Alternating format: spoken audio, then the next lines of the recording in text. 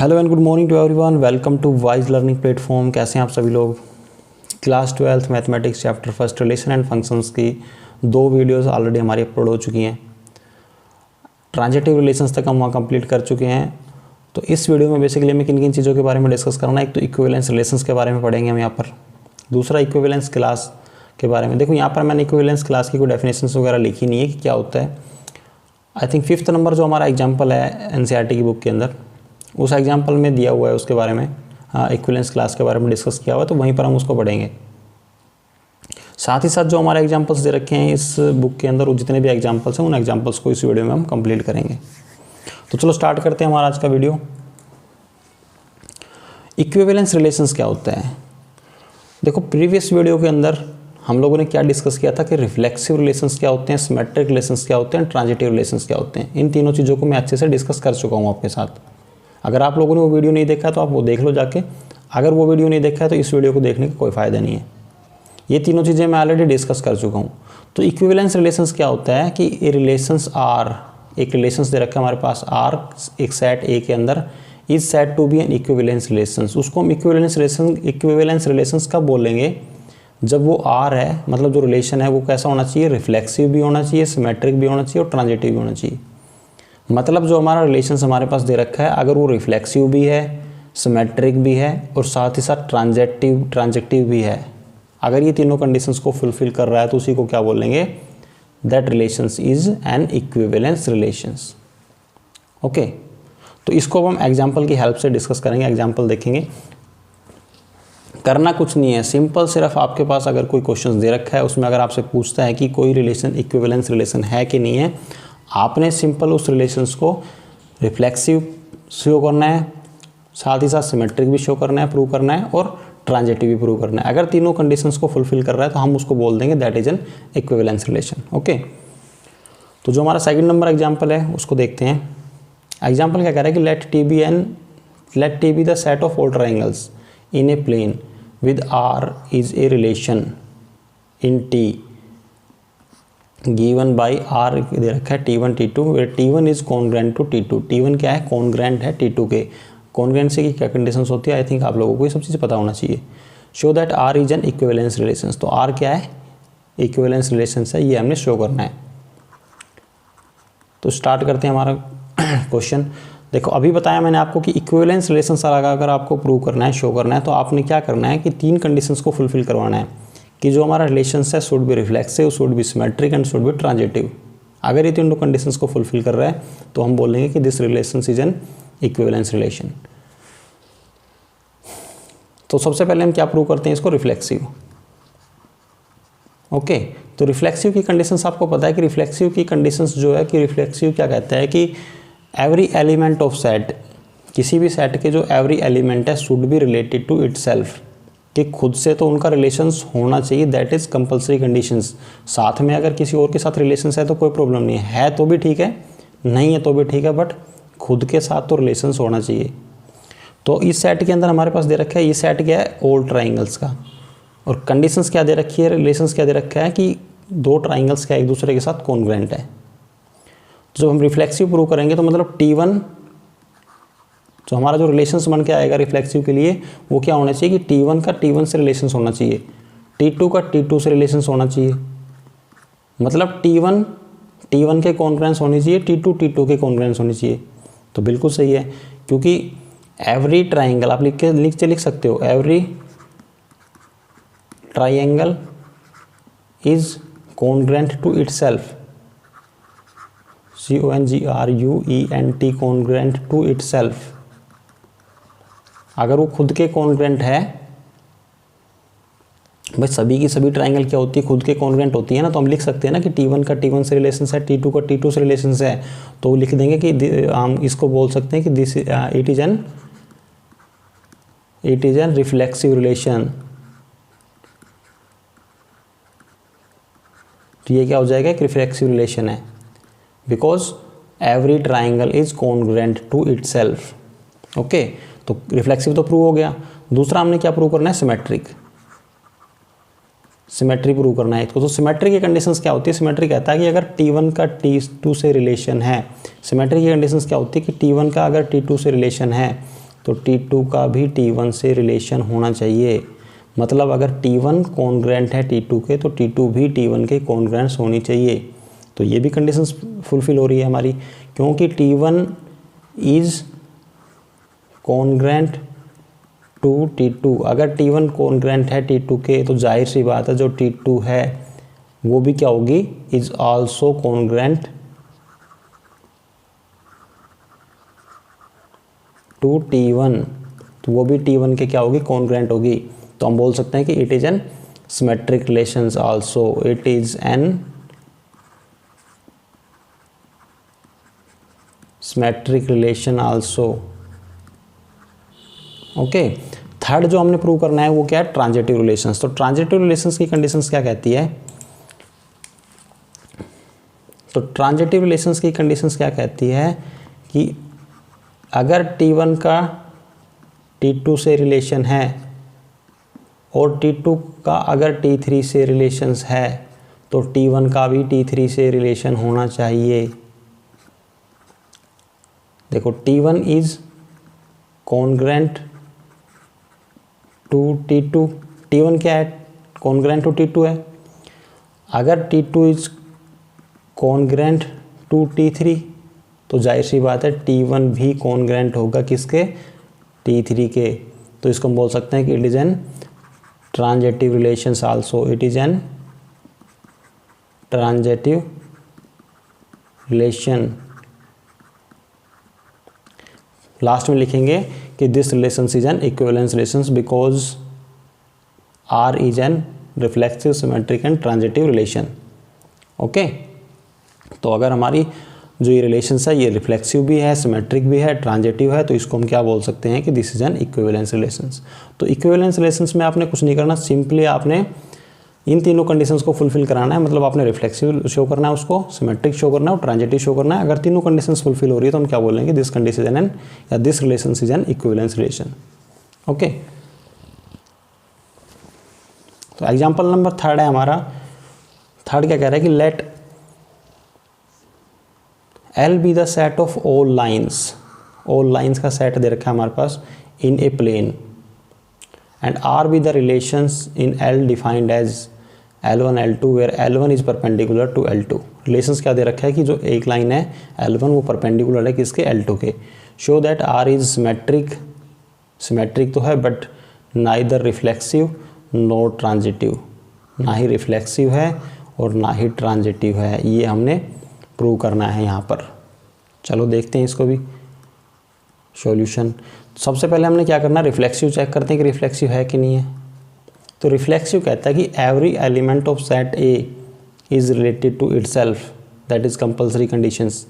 तो क्या कोई भी लाइन खुद के परपेंडिकुलर हो सकती है? अगर मैं एक रिलेशन लिखूँ रिफ्लेक्सिव का कि L1 के बीच में रिलेशंस हो सकता है, L2 का रिलेशन हो सकता है।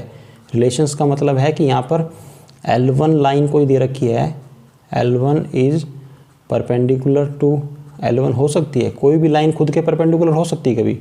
अब खुद सोचो ना, अगर ये कोई लाइन ड्रॉ कर दी मैंने, ये लाइन खुद के परपेंडिकुलर हो सकती है? नहीं हो सकती। जब नहीं हो सकती तो मतलब L1 is perpendicular to L1, ये कंडीशंस फुलफिल ही नहीं कर रही है।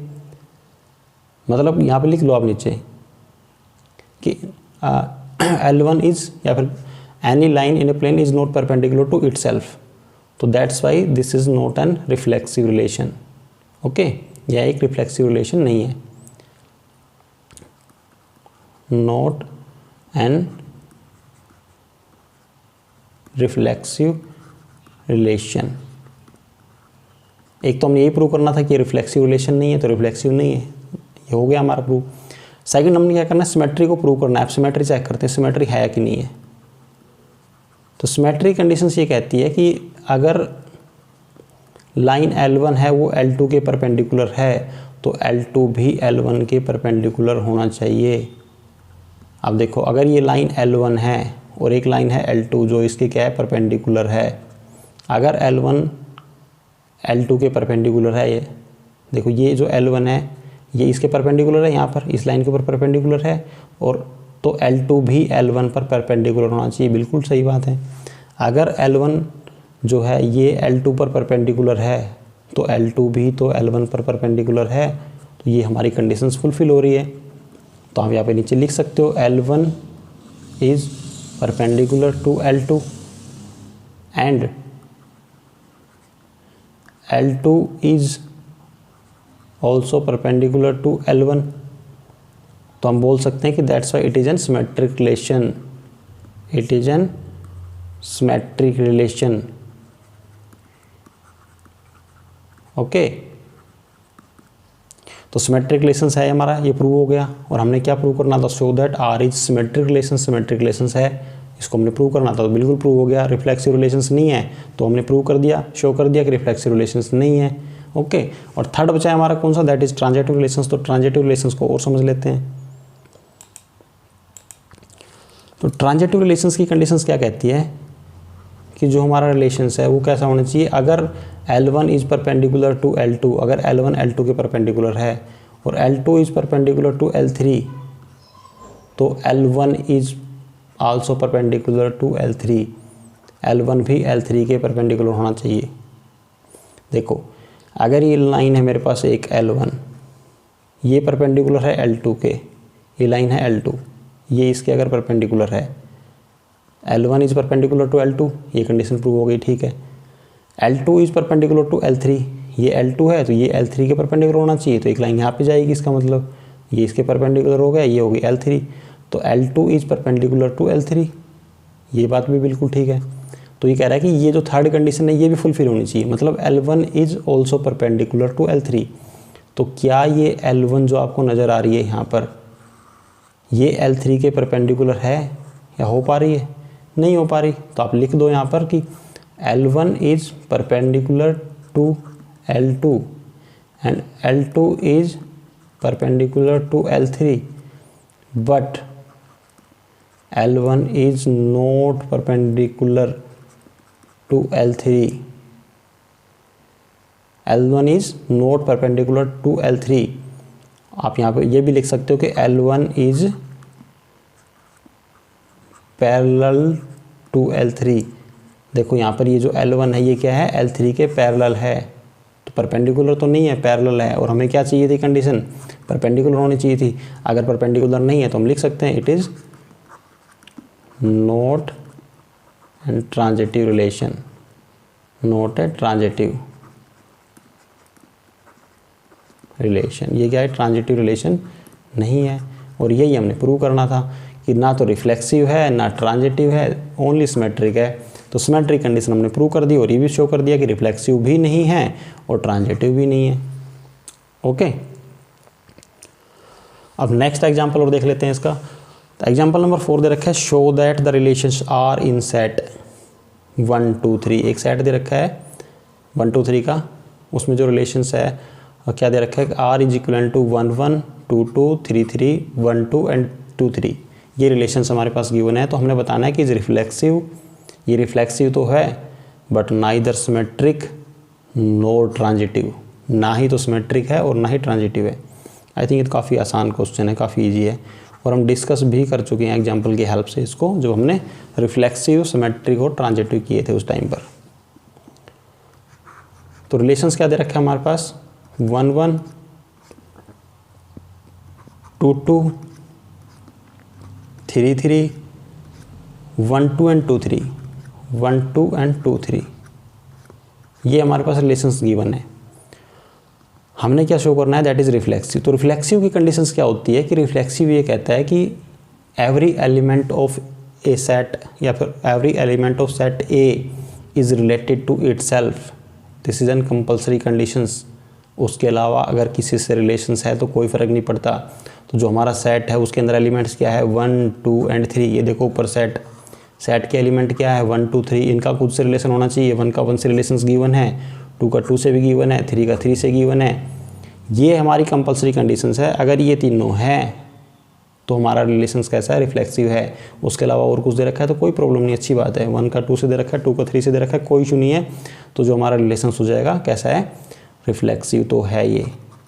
तो अब लिख दो यहाँ पर कि this is an reflexive relations because every element of set A is related to itself. Okay, तो ये क्या है, रिफ्लेक्सिव रिलेशन है, रिफ्लेक्सिव रिलेशंस तो ये है। ओके, अब नेक्स्ट चेक करेंगे हम सिमेट्री के बारे में। तो सिमेट्री की कंडीशंस क्या कहती है, अगर हमारे पास कोई रिलेशंस दे रखा है, मैं रिलेशंस लिख देता हूँ। सिमेट्री की कंडीशंस क्या होती है, अगर 1 का 2 से रिलेशन है तो 2 का भी 1 से रिलेशन होना चाहिए, ऐसी कंडीशंस है। मतलब उसका रिवर्स भी पॉसिबल हो, मतलब अगर 1 का 2 से है तो 2 का भी 1 से रिलेशन होना चाहिए। तो इनका तो फुलफिल कर रहा है, कोई इशू नहीं है, चेक नहीं करेंगे।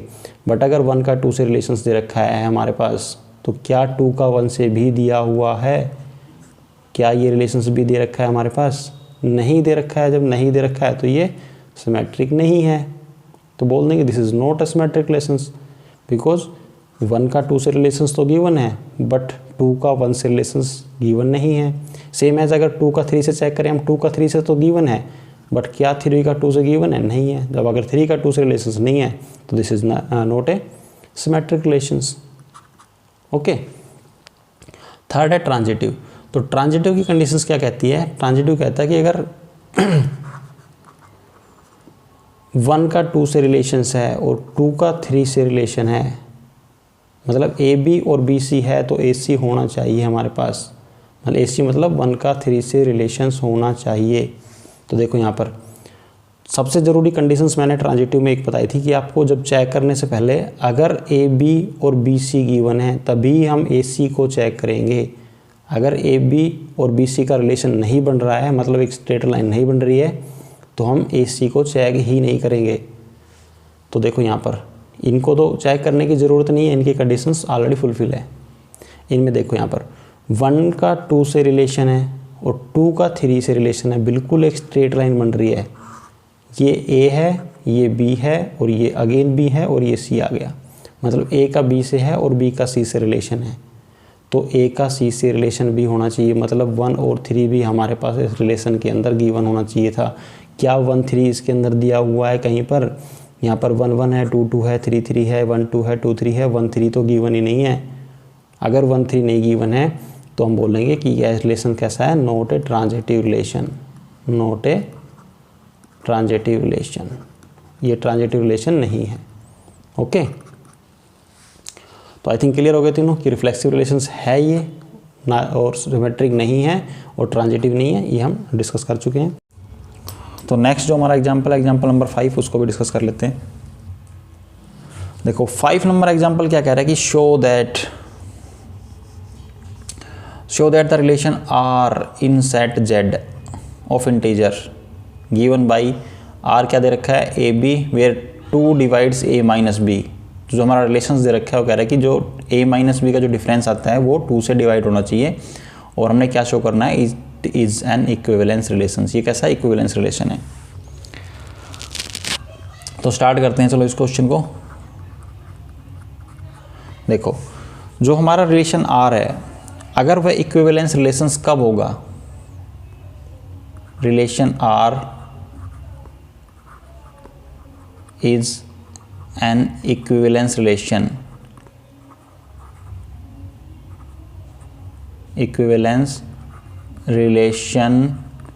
when, कब होगा, जब ये जो रिलेशंस दे रखे हैं ये रिफ्लेक्सिव, सिमेट्रिक एंड ट्रांजिटिव, इन तीनों कंडीशंस को फॉलो करेंगे।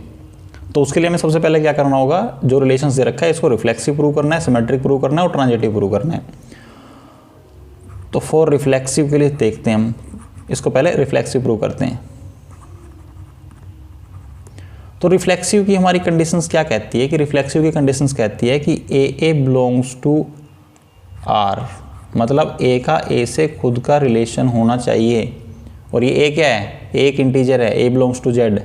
ओके, ए क्या है, इंटीजर, क्योंकि जो हम ए ले रहे हैं, जो भी वैल्यू लेते हैं वो हम इस सेट से लेते हैं, और सेट क्या दिया हुआ है, किसका सेट है ये, सेट ऑफ इंटीजर्स। ओके, तो ए बिलोंग्स टू आर, मतलब जो हमारा रिलेशन है उसके अंदर ए का ए से रिलेशन होना चाहिए। अब ए का ए से रिलेशन का मतलब है, रिलेशन दे रखा है कि जो हमारे ए और बी है, यहाँ पर ए के प्लेस पर भी ए है और बी के प्लेस पर भी ए है, तो ए माइनस अगर हम बी करते हैं और जो रिजल्ट आता है वो 2 से डिवाइड होना चाहिए। मतलब जब हम किन्हीं दो नंबर को खुद को, मतलब किसी एक नंबर को उस खुद के उसी नंबर में से डिवाइड करेंगे तो हमें क्या मिलेगा, जब a में से a को माइनस करेंगे, डिवाइड नहीं, a में से a को माइनस करेंगे तो क्या मिलेगा, 0। और 0 पता है आपको इज डिविजिबल बाई 2।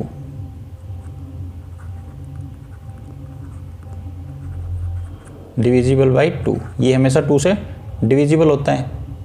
तो मतलब कहने का है कि जब हम किसी भी नंबर को उस नंबर में से डिवाइड करेंगे, उसी नंबर में से डिवाइड करेंगे तो हमें क्या रिजल्ट मिलेगा, 0 मिलेगा, और वो हमेशा 2 से डिविजिबल होता है। तो हम कह सकते हैं कि AA always belongs to R for this relation.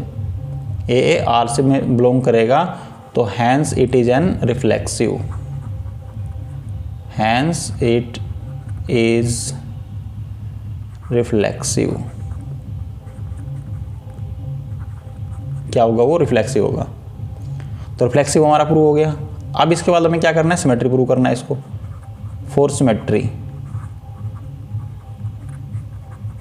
तो सिमेट्री के लिए क्या कंडीशंस होती है, अगर AB बिलोंग्स टू R है, अगर AB बिलोंग्स टू R मतलब AB रिलेशन में बिलोंग करता है, तो रिफ्लेक्सिव सिमेट्री ये कहता है कि BA भी बिलोंग्स टू R होना चाहिए, मतलब BA भी रिलेशंस के अंदर होना चाहिए। अगर BA रिलेशंस के अंदर है तो वो रिलेशंस कैसा है, सिमेट्री है, अदरवाइज नॉट सिमेट्री हो जाएगा वो। ओके, तो A भी बिलोंग्स टू R का क्या मतलब है कि अगर A में से जब हम B को माइनस करते हैं तो जो रिजल्ट मिलता है हमें वह क्या होगा, 2 से डिवाइड हो जाएगा। मतलब जो रिजल्ट मिलेगा वो क्या होगा, 2 का मल्टीपल होगा। हमने क्या मान लिया यहाँ पर R, और R क्या है यहाँ पर, इंटीजर। तो लिख देता हूँ R belongs to Z, R क्या यहाँ पर इंटीजर है।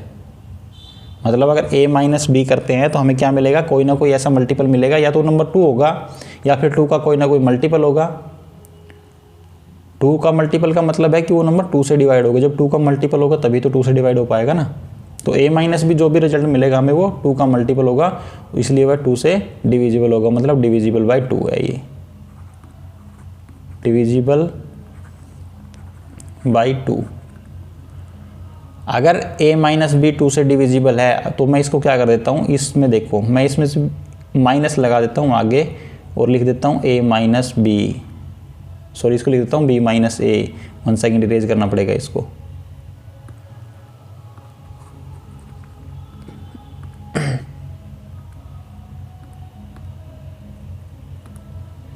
ये हो जाएगा B माइनस A, और इधर क्या आ जाएगा, ये माइनस चला जाएगा। हमने माइनस कॉमन लिया और उस माइनस को मैं इधर ले आया, तो ये आ गया 2 माइनस R, वो माइनस में इधर ले आया, R के साथ लगा दिया मैंने उस माइनस को। R क्या यहाँ पर इंटीजर है, इंटीजर पता है आपको, पॉजिटिव भी हो सकता है नेगेटिव भी हो सकता है, तो R क्या हो गया इधर, माइनस R हो गया। तो मतलब B माइनस A भी क्या आ गया, जो भी रिजल्ट मिलेगा हमें वो क्या होगा, 2 का मल्टीपल होगा। देखो 2 आ रहा है बाहर, और अंदर अगर कुछ भी नंबर है, मतलब R क्या इंटीजर है, जब उसको हम 2 से मल्टीप्लाई करेंगे तो जाहिर सी बात है वो नंबर 2 का मल्टीपल होगा। तो B माइनस A भी क्या हो रहा है, 2 का मल्टीपल हो रहा है, मिल रहा है हमें। इसका मतलब ये भी क्या है, डिविजिबल बाई 2, मतलब B माइनस A भी क्या है, 2 से डिविजिबल है। तो हम वो कह सकते हैं ना यहाँ पर कि B माइनस A या फिर BA बिलोंग्स टू R, क्या है, BA बिलोंग्स टू R। यहाँ पे हम लिख सकते हैं BA बिलोंग्स टू R। अगर BA भी R से बिलोंग कर रहा है तो hence it is an symmetry, hence it is symmetry. ये जो रिलेशन है कैसा है, सिमेट्री है। ओके, अब रिफ्लेक्सिव प्रूव हो गया, सिमेट्री प्रूव हो गया, तो अब हमें क्या प्रूव करना है इसके बाद, थर्ड ट्रांजिटिव। तो ट्रांजिटिव के लिए मैं इसको इरेज कर देता हूं, आप नोट कर लो इसको। देखो फॉर ट्रांजिटिव,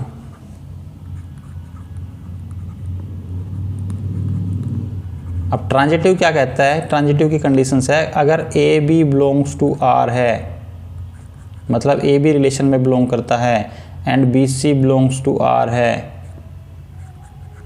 तो जो ए सी है वो भी बिलोंग करना चाहिए किससे, आर के अंदर, रिलेशंस के अंदर बिलोंग करना चाहिए। A B belongs to R का क्या मतलब है कि जो अगर ए माइनस बी है तो वो हमें क्या मिलेगा, 2 का मल्टीपल मिलेगा, मतलब 2 मल्टीप्लाई आर, और आर क्या यहाँ पर इंटीजर है, आर बिलोंग्स टू जेड। अब 2 का मल्टीपल है तो जाहिर सी बात आप लिख सकते हो divisible by 2, A minus B क्या है, डिविजिबल बाई 2 है।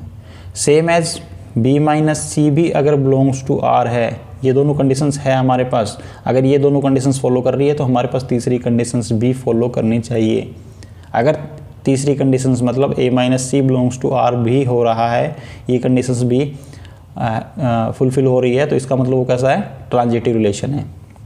तो B minus C belongs to R का मतलब है कि बी माइनस सी भी 2 का मल्टीपल है। अगर बी माइनस सी 2 का मल्टीपल है तो वो कैसा हो जाएगा, 2 से डिविजिबल हो जाएगा। तो ये 2 का मल्टीपल है तो इसको मान लेते हैं 2 मल्टीप्लाई पी मान लिया हम लोगों ने। यहाँ पर पी क्या है, also integer belongs to Z. तो आप लिख सकते हो यहाँ पे B minus C is also divisible by 2। अब हम क्या करते हैं, इन दोनों को प्लस कर देते हैं, A minus B plus B minus C. जब इधर प्लस करेंगे तो 2 बाहर आ जाएगा कॉमन, अंदर क्या बचेगा, आर प्लस पी। इनको दोनों को प्लस कर दिया ना, जब इन दोनों को प्लस करेंगे तो 2 दोनों में से कॉमन ले लेंगे, अंदर क्या बचेगा, आर प्लस पी। अब देखो ये बी माइनस का ये बी प्लस का कैंसिल आउट हो जाएगा, यहाँ क्या बचा, A minus C equal to 2 multiple of R plus P. अब देखो आर प्लस पी क्या है, आर भी इंटीजर है, पी भी इंटीजर है। जब दोनों इंटीजर है तो आर प्लस पी जो हमें मिलेगा वो भी क्या मिलेगा, एक इंटीजर वैल्यू मिलेगी। और एक इंटीजर वैल्यू को जब हम 2 से मल्टीप्लाई करेंगे तो हमें क्या मिलेगा, कोई ना कोई 2 का मल्टीपल ही मिलेगा और वो डिविजिबल बाई 2 होगा। तो हम बोल सकते हैं कि A minus C is also divisible by 2। अगर वो 2 से डिविजिबल है तो जो ए सी है ऑल्सो बिलोंग्स टू आर, तो वो क्या करेगा, ए सी भी आर से बिलोंग करेगा। तो hence it is transitive, hence it is transitive. अब देखो रिफ्लेक्सिव प्रूव हो गया, सिमेट्री प्रूव हो गया, ट्रांजिटिव प्रूव हो गया। तो आप लिख सकते हो कि this relations is an equivalence relations. जो हमारा रिलेशंस दे रखा है ये, this relation is an equivalence relations because it follow all the 3 required conditions, reflexive, symmetry and transitive. या फिर आप जो भी आपकी लैंग्वेज में, आप जिस लैंग्वेज में आप लिखना चाहते हो उस लैंग्वेज में लिख सकते हो कि this relations is reflexive, transitive and reflexive, symmetry and transitive, hence it is equivalence relations. जो सिंपल लैंग्वेज में आप लिखना चाहो सिंपल लैंग्वेज में लिख सकते हो।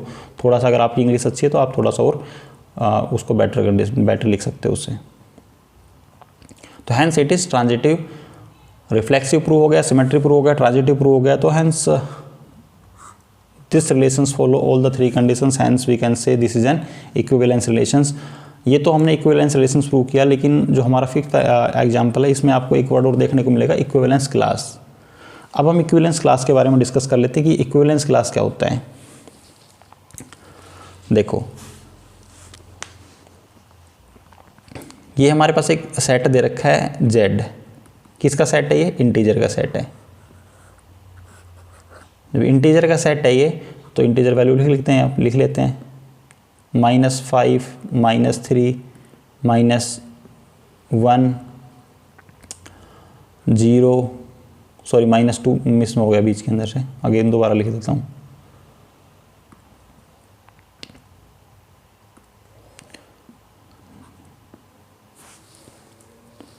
तो Z क्या हो जाएगा, देखो एक 1 सेकेंड, जो हमारा सेट है क्या है वो -3, -2, -1, 0, 1, 2, 3 ... okay.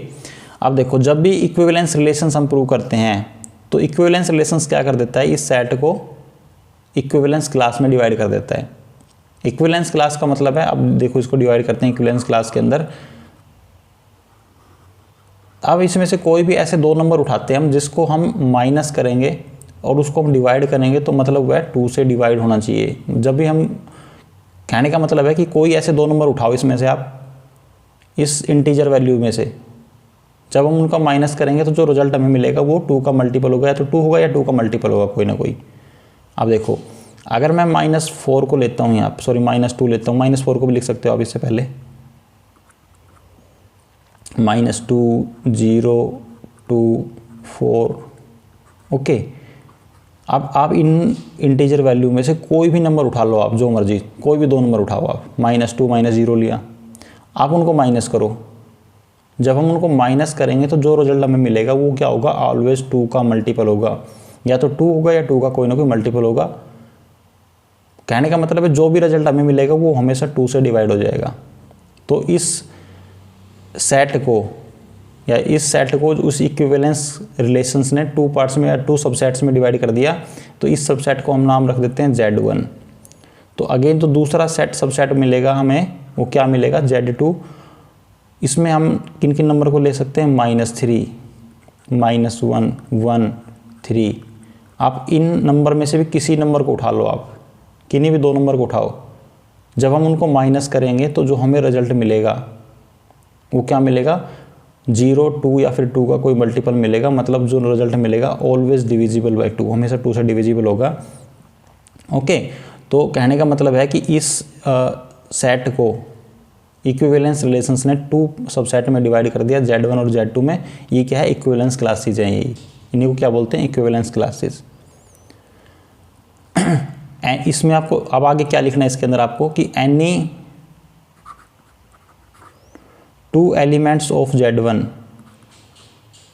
Any 2 elements of Z1 is related to each other.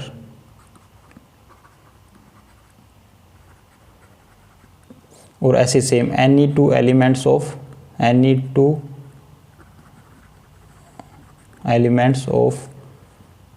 Z2 is related to each other। मतलब है कि कहने का मतलब है कि Z1 के 2 एलिमेंट्स है वो एक दूसरे से रिलेटेड है, और Z2 की 2 एलिमेंट्स है वो एक दूसरे से रिलेटेड है। मतलब Z1 के 2 एलिमेंट्स रिलेटेड का मतलब है कि Z1 से कोई भी 2 एलिमेंट उठा लो, कोई भी 2 नंबर उठा लो, आप उनको आप माइनस करो, वो नंबर आपकी इस रिलेशंस को, कंडीशंस को फुलफिल करेंगे। मतलब जब आप उसको 2 से डिवाइड करोगे, मतलब वो जब उनको आप माइनस करोगे तो वो जो रिजल्ट आएगा आपका वो 2 से डिवाइड हो जाएगा। सेम ऐसे ही Z2 के कोई भी 2 एलिमेंट उठाओ, आप -3 को +3 इन दोनों को माइनस करो, आपको क्या रिजल्ट मिलेगा, -6। जब -6 मिला तो 2 से डिविजिबल होता है वो। देखो माइनस प्लस साइन हो सकता है उसका, कि कोई फर्क नहीं पड़ता, लेकिन वो 2 से डिवाइड होना चाहिए। ओके, तो कहने का मतलब है कि any 2 elements of Z2 is related to each other, but no element of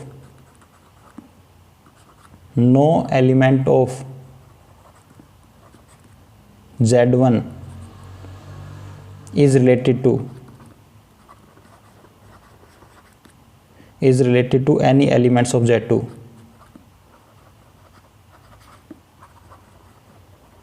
any element of Z2। मतलब कहने का है कि कोई भी एलिमेंट Z1 का Z2 से रिलेटेड नहीं होगा। मैं इसको एक बार लिख के दिखाता हूँ। अगर मान लेते हैं हमने एक एलिमेंट लिया Z1 का -2 और Z2 का एक एलिमेंट ले लिया हम लोगों ने +1, आप इनको माइनस करो, क्या रिजल्ट आएगा, -2 -1 करेंगे। जब हम -2 -1 करेंगे तो हमें क्या मिलेगा, -3।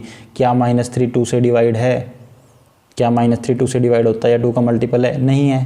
तो कहने का मतलब है कि Z1 का कोई भी element no element of Z1 is related to any element of Z2। Z1 का कोई भी एलिमेंट Z2 के किसी भी एलिमेंट से रिलेटेड नहीं होगा। सिर्फ Z1 के 2 एलिमेंट खुद Z1 के ही एलिमेंट से रिलेटेड होंगे, सेम एज Z2 के कोई भी 2 एलिमेंट्स आपस में एक दूसरे से रिलेटेड होंगे, बट Z1 का कोई भी एलिमेंट Z2 से रिलेटेड नहीं होगा। तो इन्हीं को बोलते हैं, क्या बोलते हैं, इक्विवेलेंस क्लासेस। ओके, साथ साथ अभी इनको हम और क्या क्या लिख सकते हैं, किस प्रकार से इनको हम डिनोट करते हैं। मैं इसको इरेज कर देता हूँ यहाँ पे ना। देखो इतना लिखा है मैंने, इस चीज़ को आप नोट कर लो, लिख लो। देखो ये सब चीज़ें ना आपको इसमें लिखनी पड़ेंगी। ये क्वेश्चन थोड़ा सा बड़ा है, लेंथी है क्वेश्चन ये। इसके अलावा इसमें आपको क्या लिखना पड़ेगा और, कि जो हमारी इक्विवेलेंस क्लास है,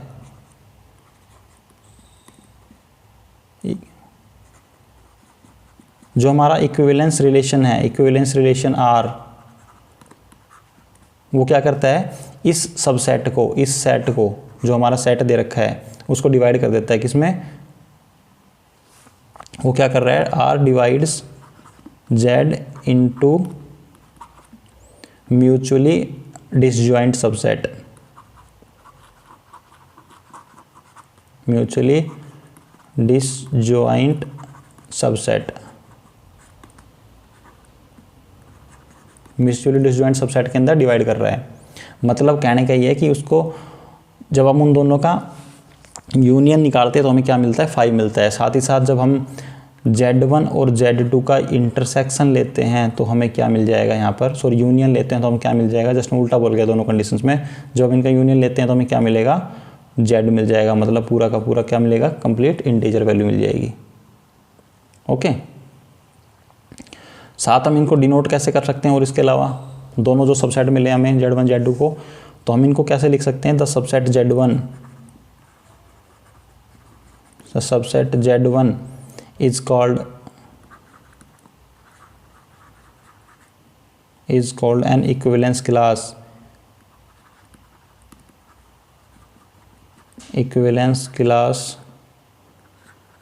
containing, अब उसके अंदर देखो क्या क्या कंटेन कर रहा था। Z1 के अंदर क्या क्या नंबर थे हमारे, -3 -1 1, तो उसके अंदर जो भी छोटा नंबर लगता है आपको उसको लिख दो containing 1 and is denoted by, and is denoted, कैसे डिनोट करते हैं हम उसको, इस प्रकार से डिनोट किया जाता है उसको। क्या लिखते हैं, Z1 को is called as equivalence class containing 1 and is denoted by इस 1 करके ब्रैकेट के अंदर क्लोज कर देंगे। ओके, इस प्रकार से उसको हम डिनोट करते हैं। या फिर इसको आप ऐसे भी लिख सकते हो। देखो ज़रूरी नहीं है कि आप इसको ऐसे लिखो कि इक्विवेलेंस क्लास कंटेनिंग 1। अब मान लेते हैं हमारे Z1 के अंदर जो जो नंबर दे रखे थे, जैसे Z1 के अंदर क्या क्या नंबर दिए हुए थे हमारे पास, -3 -1 1 3। इसके अलावा भी ये भी नंबर ख़त्म नहीं हुए हैं, इनफाइनाइट तक सीरीज चलती है, माइनस में भी प्लस में भी। अब हमने इसके अंदर सबसे छोटा नंबर देखा 1। अगर मैं चाहता तो इसको अंदर ऐसे भी लिख सकता था, यहाँ पर 1 के प्लेस पर मैं यहाँ लिख सकता था 3 कंटेनिंग 3, और इसके अंदर ब्रैकेट के अंदर क्या कर देता, ब्रैकेट क्लोज 3, यहाँ पर मैं 3 लिख देता। ओके, तो मैं इस प्रकार से भी उसको डिनोट कर सकता हूँ। ज़रूरी नहीं है मैं इसको 1 लिखूँ, हमारे उस सबसेट के अंदर जो भी नंबर दे रखे मैं उस नंबर को लिख सकता हूँ containing this number and is denoted by this number. Okay, तो हमारा जो सबसेट हो जाएगा ये क्या हो जाएगा, 1 क्या किसके इक्वल हो जाएगा, Z1 इक्वल टू -3 -1 1 3। ओके, तो हम इस प्रकार से इस नंबर को लिख सकते हैं। सेम एज जो हमारा सबसेट Z2 है, the subset Z2 is called equivalence class containing, उसके अंदर जो हमारा सबसे छोटा नंबर क्या है उसको हम क्या लिख सकते हैं, 0। सबसे छोटा नंबर 0 तो -2 -4 0, तो उसको हम क्या लिख सकते हैं, containing 0 and is denoted by, किसे डिनोट करते हैं, 0 लगाओ ब्रैकेट क्लोज करो। उसके अलावा लिख सकते हो इस प्रकार से, देखो 0 मैंने बताया, जैसे मैंने अभी आपको बताया कोई भी नंबर आप लिख सकते हो, बस हमें क्या करते हैं मैक्सिमम कंडीशंस के अंदर हम जो सबसे छोटा नंबर होता है, मिनिमम नंबर होता है, उसी को हम लिखते हैं इस प्रकार से। तो -4 -2 0 2 4।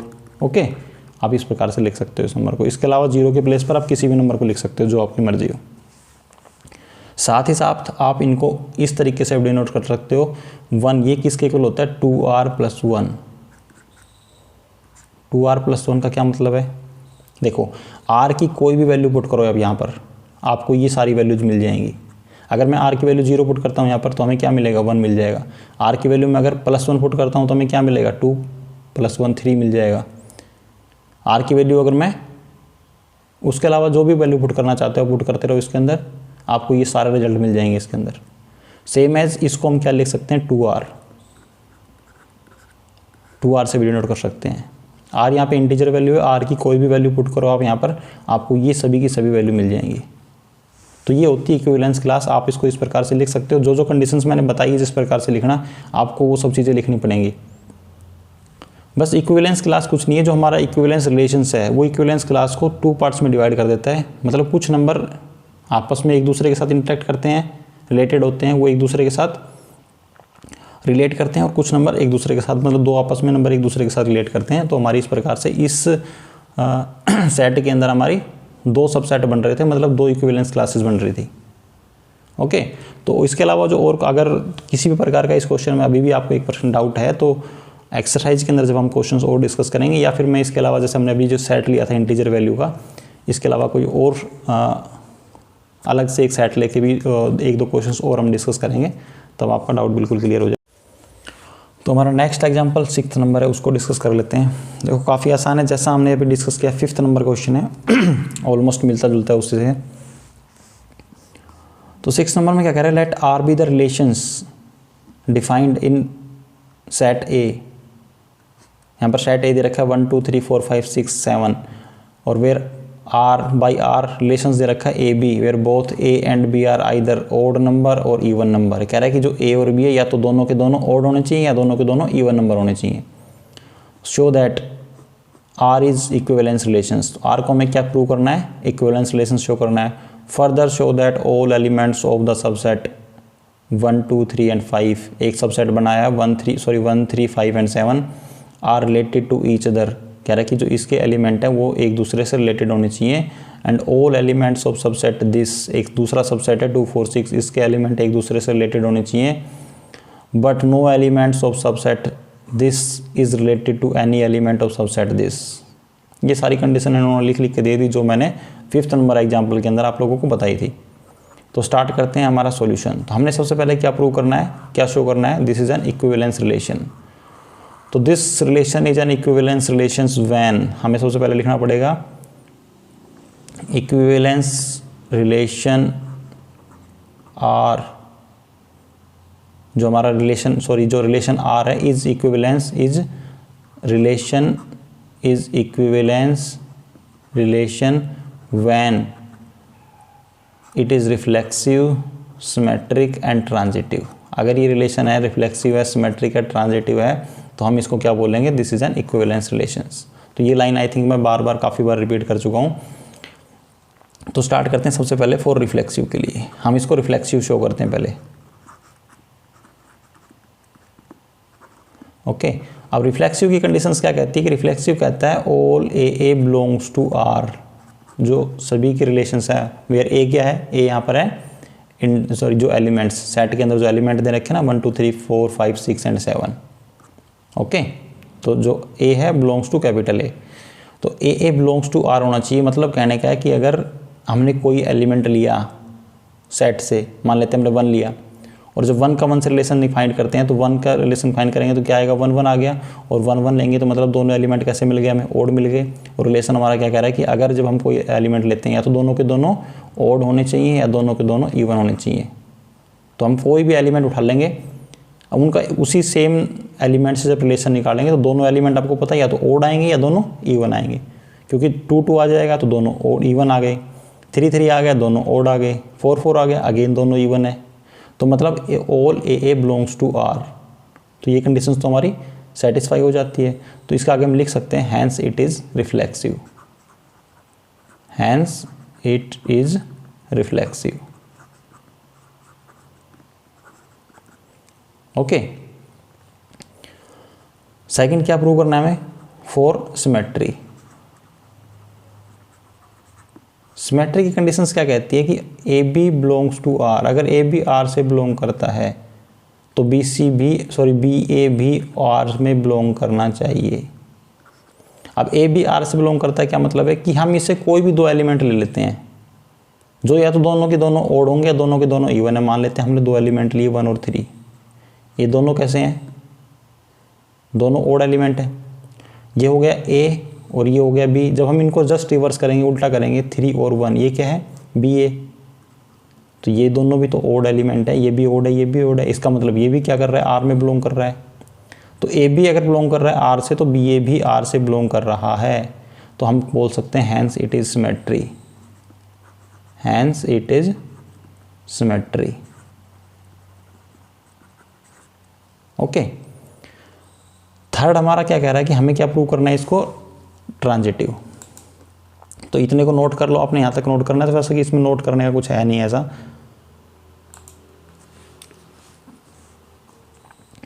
थर्ड हमने क्या प्रूव करना है, फॉर ट्रांजिटिव। अब ट्रांजिटिव की कंडीशंस क्या कहती है, अगर A B belongs to R है, मतलब ए बी आर में बिलोंग कर रहा है, and B c also belongs to R, b c भी आर से बिलोंग करता है, तो ए सी भी आर से बिलोंग करना चाहिए, मतलब रिलेशन में होना चाहिए। अब a B belongs to R का क्या मतलब है कि जब हम कोई भी 2 नंबर उठाते हैं इस रिलेशन से, तो दोनों के दोनों या तो ओड हो या दोनों के दोनों इवन हो। मान लेते हैं हमने 2 नंबर लिए, एक लिया 2, एक लिया 4। ये दोनों क्या कर रहे हैं, आर से बिलोंग करते हैं, बिकॉज ये भी इवन है और ये भी इवन है। अब एक नंबर हमने अगेन और ले लिया, 4 लिया, एक लिया 6, ये क्या है, BC हो गए। अब ये भी आर से बिलोंग करते हैं, दिस इज ए, हमने इसको ए माना, इसको बी मान लिया, अगेन ये बी है और ये सी है। तो अगर ये दोनों के दोनों क्या है, आर से बिलोंग कर रहे हैं, तो जो हमारा AC क्या निकल के आएगा, इस कंडीशंस के हिसाब से निकल के आएगा 2 और 6। और ये दोनों के दोनों भी आर में बिलोंग करते हैं। क्यों बिलोंग कर रहे हैं आर से, क्योंकि ये भी इवन है और ये भी इवन है। तो रिलेशन हमारा यही कर रहा है कि जब भी कोई भी 2 नंबर हम उठाएं इस सेट से, तो दोनों के दोनों या तो ओड हो या दोनों के दोनों इवन हो। तो मतलब यहाँ से क्या मिला हमें, 2 और 6, ये दोनों के दोनों इवन नंबर है और ये AC है। तो इसका मतलब अगर हमारा AB R से बिलोंग कर रहा है, BC R से बिलोंग कर रहा है, तो हमारा AC भी R से बिलोंग करता है, मतलब उस रिलेशंस के अंदर बिलोंग करता है। तो hence it is an transitive also, hence it is transitive. तो आप लिख सकते हो कि this relation is reflexive, symmetric and transitive, hence it is equivalence relation. Okay, this is an equivalence relations. Okay, तो लास्ट में आपको ये लाइन लिखनी पड़ेगी।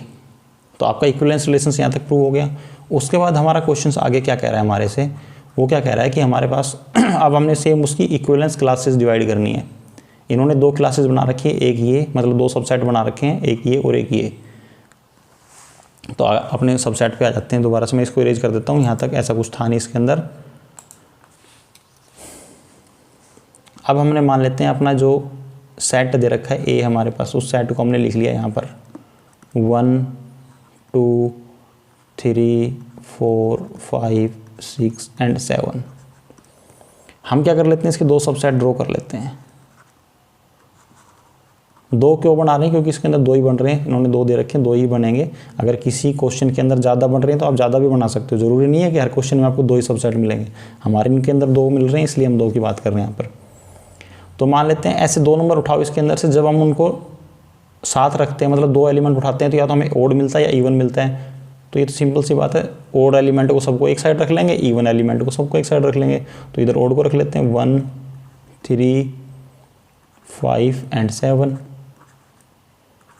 ये आ गया हमारा A1, मान लेते हैं इसको A1 सबसेट है, और इसको मान लेते हैं A2 सबसेट। इसके अंदर क्या क्या एलिमेंट आ जाएंगे, जो भी ओड इवन एलिमेंट्स हो जाएंगे हमारे 2 4 एंड 6।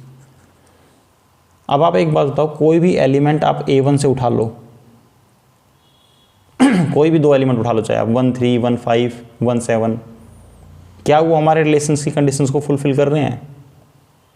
क्या उन दोनों के बीच में रिलेशंस बन पा रहा है? अगर हम 1 1 को लेते हैं, दोनों एलिमेंट्स क्या होने चाहिए, तो ओड होने चाहिए, इवन होने चाहिए। बिल्कुल दोनों एलिमेंट्स क्या हैं, ओड है, 1 भी और 7 भी। इसका मतलब क्या है, बिलोंग्स टू आर है। 1 7 क्या करेगा, आर से बिलोंग करेगा। तो यही कंडीशन जो ये कह रहा है कि शो दैट, हमने क्या शो करना है, all elements of subset this are related to each other. तो आप नीचे लिख सकते हो, यहाँ पर क्या लिखना है आपने, any 2 elements of A1, any 2 elements of A1 is related to each other, is related to each other, एक दूसरे से रिलेटेड है। ओके, और same as any 2 elements of, या फिर सेम टू सेम यही लाइन आप रिपीट कर दो नीचे, all elements of this subset are related to each other, and all elements of this subset, all elements of A2 is related to each other. या फिर आप अपनी सेम वही कंडीशंस याद रखो आप line, any 2 elements of A2 is related to each other, related to each other. Okay, ये तो आपकी लाइन कंप्लीट हो गई। यहाँ तक आपका क्वेश्चन पूरा हो गया, यहाँ तक हो गया। इसके आगे कह रहा है कि no 2 elements of this subset is related to any element of this subset, कि इस सबसेट का कोई भी एलिमेंट इस सबसेट के किसी भी एलिमेंट से रिलेटेड नहीं है। तो ये कंडीशंस आपने और बतानी है इसको। तो देखो, अगर हम कोई भी एलिमेंट A1 से उठाते हैं और कोई भी एलिमेंट A2 से उठाते हैं, मान लेते हैं A1 से हमने एक एलिमेंट उठाया 5 और A2 से हमने एलिमेंट उठाया 6, क्या ये हमारे रिलेशंस की कंडीशंस को फुलफिल कर रहे हैं? रिलेशंस कहता है कि या तो दोनों के दोनों एलिमेंट ओड होने चाहिए या दोनों के दोनों एलिमेंट इवन होने चाहिए। क्या इसमें दोनों एलिमेंट ओड या इवन है? देखो यहाँ पर तो ओड एलिमेंट आ गया, यहाँ पर इवन आ गया, तो ये हमारी कंडीशंस को फुलफिल नहीं कर पा रहा। नॉट बिलोंग्स टू आर, ये आर में बिलोंग नहीं करता है। तो अब लिख सकते हो यहाँ पर कि नो एलिमेंट्स ऑफ, ये सेम टू सेम लाइन लिख दो, no elements of A1, no elements of A1 is related to any element of A2, is related to any element of A2। A1 का कोई भी एलिमेंट A2 के किसी भी element से रिलेटेड नहीं है। साथ ही साथ आप जो कंडीशन सेम, ये बाकी हमने क्वेश्चंस के अंदर इतना ही बताना था, इन्होंने इतना पूछा है तो हमने सिर्फ इतना ही बताना था। इसके अलावा आप इस क्वेश्चन को आगे भी करना चाहते हो तो जो चीज़ें मैंने 5th नंबर क्वेश्चन में बताई थी आपको, वो सभी चीज़ें आप लिख सकते हो यहाँ पर कि जो आर है, जो हमारा रिलेशंस आर है वो क्या कर रहा है सॉरी, जो हमारा इक्विवेलेंस रिलेशन वो इस रिलेशंस को या इस सेट को किस में 2 सबसेट्स के अंदर डिवाइड कर रहा है, 2 म्यूचुअली डिसजॉइंट सबसेट के अंदर डिवाइड कर रहा है। अगर हम उन A1 और A2 दोनों का यूनियन निकालते हैं तो हमें क्या मिल जाएगा, जो सेट A है वही मिल जाएगा यहाँ पर अगेन। ओके, सेम ऐसे A1 को हम किससे डिनोट कर सकते हैं, तो जो हमारा सबसेट है A1 is denoted by is an, इसको क्या बोल सकते हैं, इक्विवेलेंट क्लास। चलो ये तो मैं लिख देता हूँ, आपका थोड़ा सा रिविजन हो जाएगा। तो हम A1 को क्या लिख सकते हैं यहाँ पर, A1 को लिख सकते हैं is called as equivalence class, और क्या लिखेंगे, इक्विवेलेंस क्लास कंटेनिंग, इसमें सबसे छोटा एलिमेंट कौन सा है, 1, containing 1, and is denoted by, किसे डिनोट करेंगे, ब्रैकेट क्लोज, ब्रैकेट के अंदर क्या रखना है आपने, 1।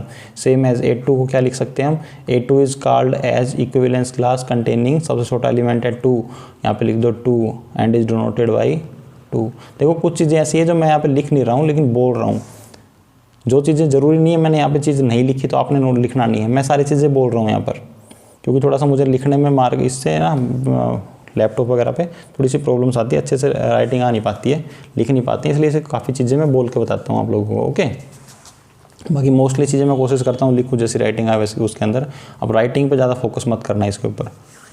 तो ठीक है फ्रेंड्स, 6th एग्जाम्पल तक हमारे ऑलमोस्ट कंप्लीट हो चुके हैं। इसके बाद हमारी जो एक्सरसाइज है उसके क्वेश्चन डिस्कस करेंगे हम, तो हम मिलते हैं नेक्स्ट वीडियो के अंदर, तब तक के लिए बाय बाय, टेक केयर। देखो अगर आप में से किसी स्टूडेंट को अगर वीडियो अच्छा लगता है ना तो लाइक ज़रूर करो और वीडियो को शेयर करो आगे, और चैनल को अभी तक आपने सब्सक्राइब नहीं किया, चैनल को आप सब्सक्राइब कर लो साथ साथ।